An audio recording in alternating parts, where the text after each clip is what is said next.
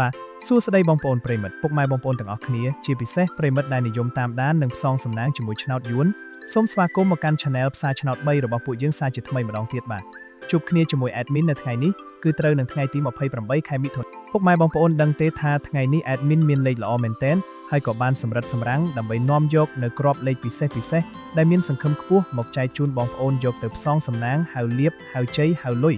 ចូលហៅប៉ៅទាំងអស់គ្នាណាបាទប៉ុន្តែមុននឹង Admin ទម្លាយលេខតម្រុយឆ្នោតសម្រាប់ថ្ងៃនេះ Admin សូមចិត្តពុកម៉ែបងប្អូនម្នាក់មួយបន្តិចបានទេបាទ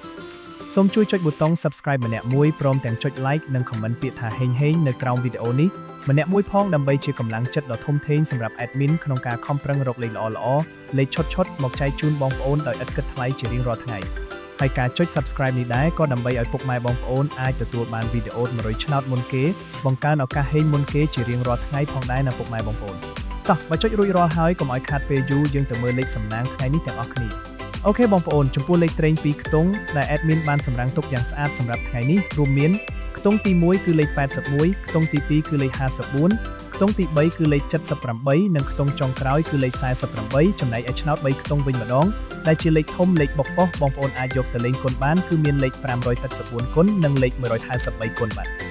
រីឯសម្រាប់បងប្អូនដែលចូលចិត្តលេងលេខអូសខ្ទង់ដើម្បីការពារនិងធានាសុវត្ថិភាពខ្ពស់ថ្ងៃនេះ Admin សូមណែនាំឲ្យអូស2ខ្ទង់គឺអូសខ្ទង់80និងអូសខ្ទង់40បាទដើម្បីកុំឲ្យបងប្អូនមានការភ័ន្តច្រឡំឬកត់មិនទាន់ Admin សូមបញ្ជាក់និងរំលឹកក្របលេខសំណាងទាំងអស់នេះជូនម្ដងទៀតក្របត្រេង2ខ្ទង់81 54 78 48ក្របធំ3ខ្ទង់584គុណនិង183គុណលេខអូសខ្ទង់សូមអូសខ្ទង់80និង40ខ្ទង់បងប្អូនអាចកត់ទុកឥឡូវនេះបានលេខទាំងនេះសង្ឃឹមខ្ពស់មែនទែនសម្រាប់ថ្ងៃទី28នេះបាទឥឡូវនេះម៉ោងវេលានៃការចែករំលែកតម្រុយឆ្នោតយួនពី Channel ផ្សាយឆ្នោត3បានឈានចូលមកដល់ទីបញ្ចប់ហើយជាចុងក្រោយ Admin សូមលើកហាត់បួងសួងជូនពរដល់ពុកម៉ែបងប្អូនទាំងអស់គ្នាឲ្យមានសំណាងល្អហេងទទួលបានលាភជ័យត្រូវទាំងលេខតូចត្រូវទាំងលេខធំចូលកប់ហៅប៉ៅគ្រប់គ្នាណាបងប្អូន